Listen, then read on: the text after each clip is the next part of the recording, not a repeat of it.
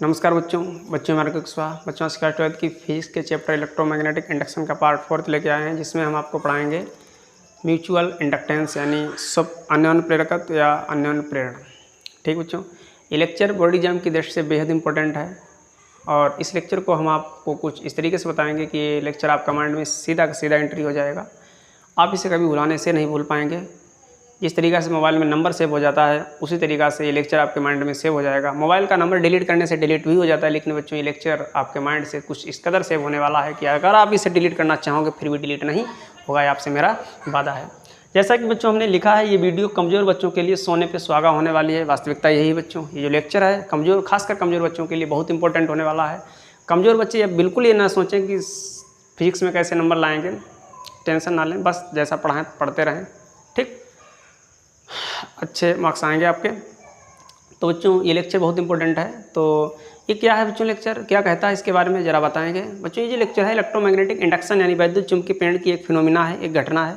ठीक, इसमें क्या होता है बच्चों, इस लेक्चर को थोड़ा मैं आपको संक्षेप में पहले बताता हूँ, ठीक, और संक्षेप में बताने के बाद फिर आपको डीपली ले जाऊँगा एकदम बाकायदा हेडिंग बाई हेडिंग, ठीक, स्टेप बाय स्टेप डायग्राम बना के एकदम डिटेल में जो भी हम संक्षेप में चीज़ बताएंगे उससे हम डिटेल में प्रूफ कराएंगे बच्चों। याद रखना, मैंने वादा किया ना आपसे, बिना लिखाए आपको सीधा अभी इसी वक्त याद करवा दूंगा। किया हुआ वादा निभाते हैं, याद रखना बच्चों। तो चलिए स्टार्ट करते हैं बच्चों। जैसा कि हमने आपको बताया, यह एक इलेक्ट्रोमैग्नेटिक इंडक्शन का फिनोमिना है, वैद्युत चुंबकीय प्रेरण की एक घटना है। इसमें क्या होता है बच्चों, जरा संक्षेप में सुनना, उसके बाद डिटेल में जा रहे हैं, ठीक। इसमें दो कॉइल्स होती हैं, दोनों अत्यधिक एक दूसरे के करीब में रखी होती हैं, हद से ज़्यादा करीब में, ठीक। करीब में रखने से पहले होता क्या है, करीब में तो बाद में रखेंगे, दूसरी कुंडली को बाद में लाएंगे इसके करीब में, लेकिन इससे पहले क्या होता है उसको कहानी सुने। सबसे पहले बच्चों क्या हम करते हैं, एक कॉइल लेते हैं, फर्स्ट कॉइल में वैद्युत धारा प्रवाहित की। एक साइंटिस्ट हैं ओरेस्टेड, उनका ये कहना है कि जब किसी करंट कैरिंग वायर या किसी कॉइल में, ठीक, वैद्युत धारा प्रवाहित की जाती है, इलेक्ट्रिसिटी प्रवाहित की जाती है, तो वो अपने चारों तरफ क्या करता है कि मैग्नेटिक फील्ड जनरेट करता है, एक चुंबकीय क्षेत्र बना देता है। ऐसा ही कुछ यहाँ पर हुआ, कॉइल्स में वैद्युत धारा फ्लो की तो ये देखा गया कि कॉइल्स के चारों तरफ एक मैग्नेटिक फील्ड पैदा हो गया। बाद में क्या किया, उस मैग्नेटिक फील्ड की रेंज में एक सेकंड कॉइल लाए, उसको रख दिया, जिससे हुआ क्या, वो मैग्नेटिक फील्ड चेंज हो गया। ये बात कौन कहते हैं, फैराडे जी कहते हैं, ठीक। वहाँ फर्स्ट कॉइल में वैद्युत धारा प्रवाहित करने से उसके चारों तरफ मैग्नेटिक फील्ड उत्पन्न हुआ, ठीक, एक जैसा मैग्नेटिक फील्ड उत्पन्न हुआ, लेकिन उस मैग्नेटिक फील्ड के रेंज में एक दूसरी कॉइल जैसे रखी तो दूसरी कॉइल रखने से हुआ क्या, वो मैग्नेटिक फील्ड चेंज हो गया। और मैग्नेटिक फील्ड चेंज होने से फैराडे जी का कहना है कि अगर मैग्नेटिक फील्ड चेंज होगा तो वहाँ पर मैग्नेटिक फ्लक्स पैदा होगा, ठीक। तो उस सेकंड कुंडली से मैग्नेटिक फ्लक्स संबद्ध हो गया। फिर क्या हुआ बच्चों, फिर फैराडे ने यह कहा कि अगर किसी कुंडली में प्रवाहित धारा के मान में ज़रा चेंज कर दिया जाए, यानी धारा में ज़रा सी छेड़खानी कर दी जाए, छेड़खानी सर कैसी, धारा को बढ़ा दिया जाए या धारा को घटा दिया जाए, जिसे कहते हैं धारा में चेंज होना, तो होता क्या है, मैग्नेटिक फ्लक्स चेंज हो जाता है, मैग्नेटिक फ्लक्स चेंज हो जाता है। और मैग्नेटिक फ्लक्स चेंज होने से एक ईएमएफ पैदा हो जाता है। अगर सेकंड कॉइल या कोई सर्किट बंद है तो वहाँ पर ईएमएफ के साथ साथ इंड्यूस्ड करंट भी पैदा होता है, ठीक, प्रेरित धारा भी पैदा हो जाती है, जो क्या करता है का नाम, उस कॉइल्स में, उस फर्स्ट कॉइल में, ठीक, धारा के फ्लो होने का, धारा में परिवर्तन होने का क्या करता है, विरोध करता है। ऐसी कुछ बच्चों कहानी, उसी कहानी को नाम दे दिया गया म्यूचुअल इंडक्टेंस, अन्योन्य प्रेरण। चलिए डायग्राम बना के आपको स्पष्ट कराते हैं, ठीक। तो टेंशन मत लीजिएगा, डायग्राम बनाने के बाद सीधा आपके माइंड में कुछ इस कदर उतार दूंगा, आप इसे भुलाने से नहीं भुला पाएंगे। चलिए, जैसा कि बच्चों अभी हमने आपको बताया कि सबसे पहले हम क्या करते हैं, एक कॉइल लेते हैं, ठीक, ये कोई कॉइल है समझो, और इस कॉइल में क्या किया, वैद्युत धारा प्रवाहित की। जैसे ही बच्चों इस कॉइल में वैद्युत धारा प्रवाहित की तो हुआ क्या,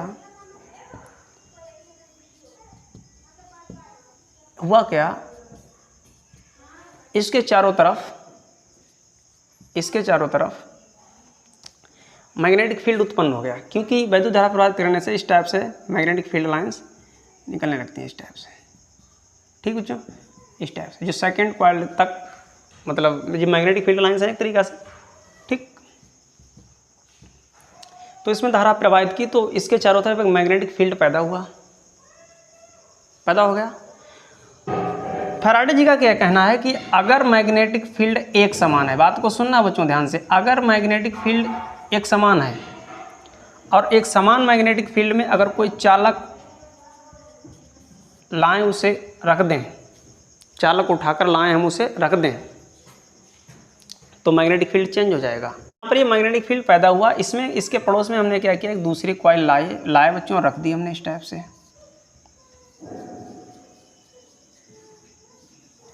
तो जैसे हमने दूसरी कॉइल रखी तो हमने देखा ये क्या कि दूसरी कॉइल रखने से मैग्नेटिक फील्ड चेंज हुआ, और मैग्नेटिक फील्ड चेंज होने से पैदा क्या हुआ, मैग्नेटिक फ्लक्स यानी चुंबकीय फ्लक्स पैदा हुआ। चुंबकीय फ्लक्स पैदा हुआ कौन सी वाली कुंडली में, दूसरी कुंडली में, ठीक। और चुंबकीय फ्लक्स पैदा हुआ तो हुआ क्या, इस कुंडली से दूसरी चुंबकीय फ्लक्स संबद्ध हो गया, इसमें मतलब कनेक्ट हो गया इससे। तो हुआ क्या, इसमें धारा प्रवाहित हो रही थी, ठीक।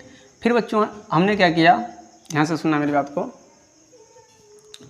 इस प्रवाहित धारा के मान में हमने जो परिवर्तन किया, यानी हमने धारा में थोड़ी वृद्धि की बच्चों, क्या की, वृद्धि की। जैसे बच्चों हमने धारा में वृद्धि की तो हुआ क्या, इस धारा के बढ़ने का विरोध होने लगा, यानी एक यहाँ पर ईएमएफ पैदा हुआ, ठीक। इस टाइप से करंट इस टाइप से जाने लगा,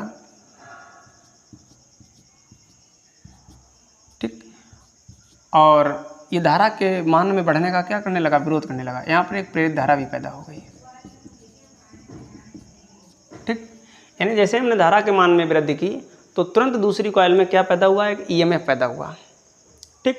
अगर दूसरी कॉइल बंद है, दूसरी कॉइल का परिपथ बंद है, तो वहाँ पर प्रेरित धारा भी पैदा होगी, इंड्यूस्ड करंट भी पैदा होगी, जो फर्स्ट कॉइल में होने वाले धारा में परिवर्तन का क्या करता है, विरोध करता है। यानी इसमें अगर धारा बढ़ेगी तो ये जो धारा इधर पैदा होगी वो कहेगी मैं तुझे बढ़ने नहीं दूंगा, ठीक। पड़ोस में कुंडली रखी, जब तक इस धारा में हमने कोई परिवर्तन नहीं किया, इसमें कोई इफेक्ट नहीं आया, कोई दिक्कत नहीं आई, बहती रही धारा। जैसे हमने इसमें धारा के मान में बढ़ाया, धारा के मान को बढ़ाया, तो इधर वाली कुंडली में एक इंड्यूस्ड ईएमएफ पैदा हुआ, जिससे कि इंड्यूस्ड करंट पैदा हुआ। इंड्यूस्ड ईएमएफ या करंट ने उस फर्स्ट कॉइल में फ्लो होने वाली धारा के पास कॉल की, बताओ क्या हालचाल। तो इसने कहा कि भाई मेरे मान में थोड़ा मतलब वृद्धि हो गई है। तो इसने एकदम कहा देखिए मैं आपके मान को बढ़ने नहीं दूंगा, मैं आपको बढ़ने नहीं दूंगा, मैं इसका विरोध करूंगा। बहुत गजब की बात है कि भाई अगर मैं धारा में वृद्धि ना करता बच्चों तो फ्लक्स में चेंज नहीं आता, और फ्लक्स में अगर चेंज नहीं आता तो ईएमएफ पैदा नहीं होता, और अगर ईएमएफ पैदा नहीं होता तो इंड्यूस्ड करंट नहीं आता। यानी कहीं ना कहीं देखा जाए ईएमएफ का पैदा होना, ईएमएफ की वजह से इंड्यूस्ड करंट का पैदा होना डिपेंड करता है धारा के मान में परिवर्तन पर। बताओ धारा के मान में परिवर्तन से उसका जन्म हुआ, वो साला पैदा हुआ इंड्यूस्ड ईएमएफ धारा के मान में परिवर्तन करने से, और बताओ पैदा होने के बाद उसी का विरोध कर रहा है, बोला मैं तुझे बढ़ने नहीं दूंगा। क्या जवाना आ गया है नहीं बच्चों। इसके मान में वृद्धि करने से ये पैदा हुआ, पैदा होने से प्रेरित धारा पैदा हुई, और इसी का क्या करने लगा, अपोज करने लगा, इसमें परिवर्तन का अपोज करने लगा, मतलब बढ़ने का विरोध करने लगा। चला बच्चों दूसरा कॉइल, वो दूसरा स्टेप क्या है जरा ध्यान से देखना। दूसरे बच्चों स्टेप में हमने क्या किया, चलिए भाई धारा ने सोचा कि हो सकता है मैं बढ़ रहा हूँ ना, सामने वाले को अच्छा लग रहा है, अच्छा नहीं लग रहा है, तो चलो भाई अब कि मैं घटूंगा। इसने क्या बच्चों सोचा, अब कि मैं घटूंगा, ठीक, क्योंकि मेरा बढ़ना अच्छा नहीं लगता है। तो इसने अब कि अपने मन में सोच लिया कि भाई मैं घटूंगा, है ना बच्चों। करंट बच्चों क्या होने लगा, अब कि घटने लगा। करंट बच्चों क्या होने लगा, अब कि घटने लगा। धारा के मान में बच्चों हमने क्या कर दी, कमी कर दी। कमी करते हुए, ठीक बच्चों। जैसे ही बच्चों हमने धारा के मान में कमी की तो पड़ोस में जो सेकंड कॉइल हमने रखी थी,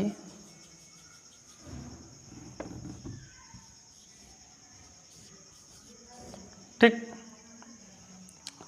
इसमें बच्चों फ्लक्स इसका चेंज हो गया, इसका फ्लक्स चेंज हुआ। फ्लक्स चेंज होने से करंट बच्चों किस तरीके से इसमें फ्लो हुआ,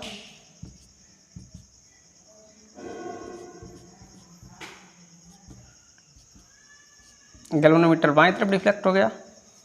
बच्चों हुआ क्या, यहाँ पर फिर एक ईएमएफ पैदा हुआ जिससे प्रेरित धारा पैदा हुई।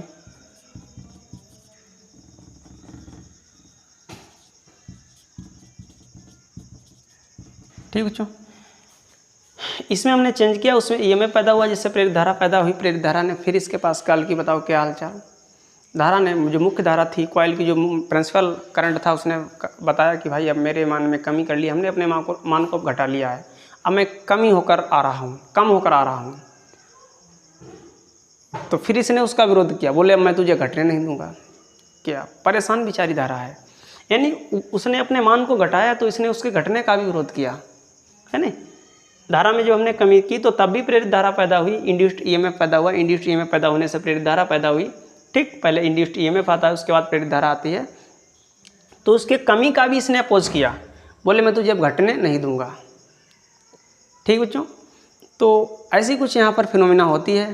ठीक, तो आपको इसमें क्या लिखना है अन्योन्य प्रेरकत्व में, आपको ज़रा मैं सुना के बताता हूँ।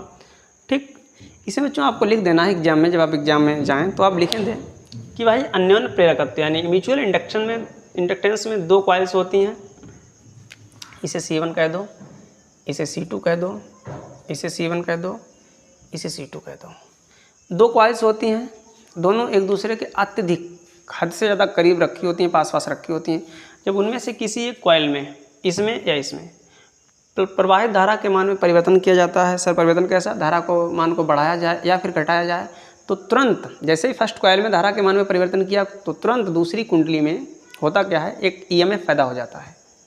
दूसरी कुंडली में एक ईएमएफ पैदा हो जाता है। अगर सेकेंड कॉइल का परिपथ बंद है तो उसी कॉइल में एक इंड्यूस्ड करंट भी पैदा होगा, जिसे हम प्रेरित धारा कहते हैं। ठीक, यानी ईएमएफ या प्रेरित धारा पैदा हो जाता है, जो फर्स्ट कॉइल में धारा में होने वाले परिवर्तन का विरोध करता है।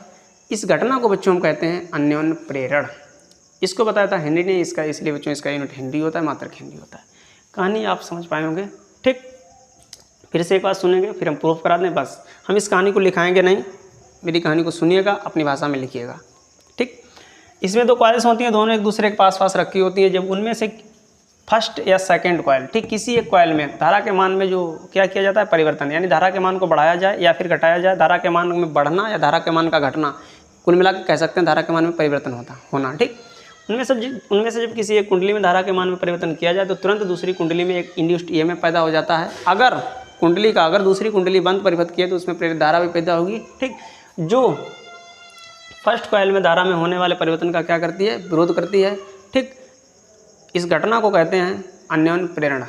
ठीक, या अन्योन्य प्रेरकत्व। बच्चों समझ गए होंगे। अब हम आपको बता दें इसका सूत्र कैसे बनता है। ठीक, हेडिंग लगा देंगे अन्योन्य प्रेरण गुणांक। बच्चों मिटा दें थोड़ा, चलिए मान लें थोड़ी देर के लिए। ठीक, और इसमें जो चुंबकीय फ्लक्स फेरे से संबद्ध होगा, एक फेरे से चुंबकीय फ्लक्स हम φ2 मान लें और इसमें फेरा बच्चों N2 मान लें। तो अगर एक फेरे से चुंबकीय फ्लक्स φ2 है तो N2 फेरे से बच्चों क्या होगा, N2 φ2, है ना। तो हेडिंग आपकी लगाएंगे बच्चों अन्योन्य प्रेरण गुणांक। इसमें बच्चों क्या लिखना है ये तो हमने समझा दिया, डायग्राम बना के वो कहानी आपको लिख देनी है। ठीक, इसमें क्या लिखेंगे, माना सेकंड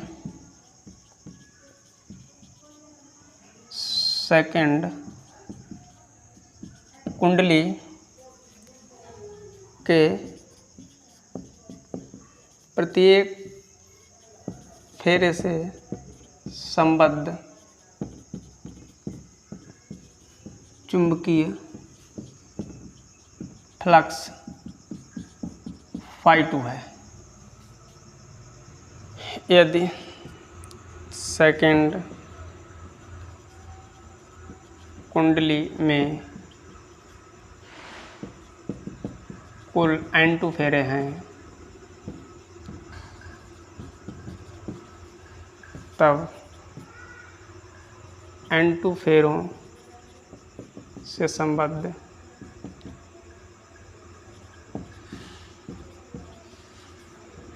कुल चुंबकीय फ्लक्स क्या होगा, N2 φ2। कुल चुंबकीय फ्लक्स N2 φ2 होगा, N2 φ2 होगा, जो प्राथमिक कुंडली में बहने वाली धारा I1 का अनुक्रमानुपाती होगा। ठीक बच्चों, क्या लिख देंगे, जो फर्स्ट कुंडली में बहने वाली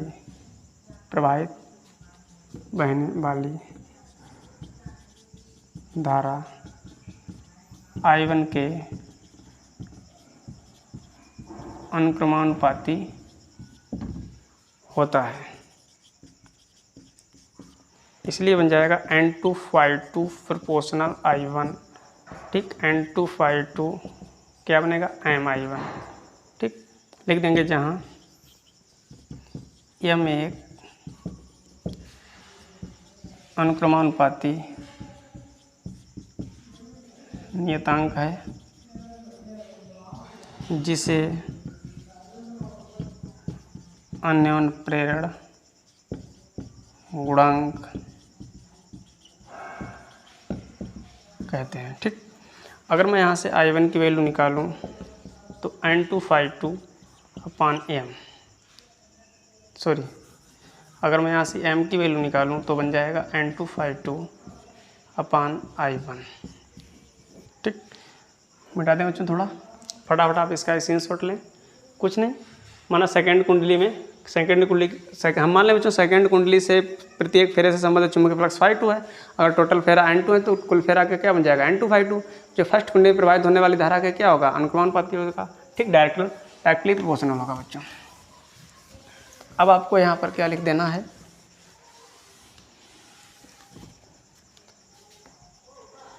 यदि I बराबर 1 एम्पियर तो M बराबर क्या बन जाएगा, N2/2/1, यानी N2/2। ठीक, यूनिट क्या रहेगा, हेनरी।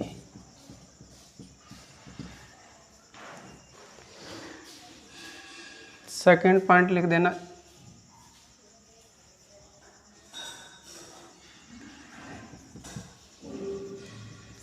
सेकेंड कुंडली में उत्पन्न EMF E2 हो तो फैराडे के फर्स्ट नियम के अकॉर्डिंग बन जाएगा E2 बराबर माइनस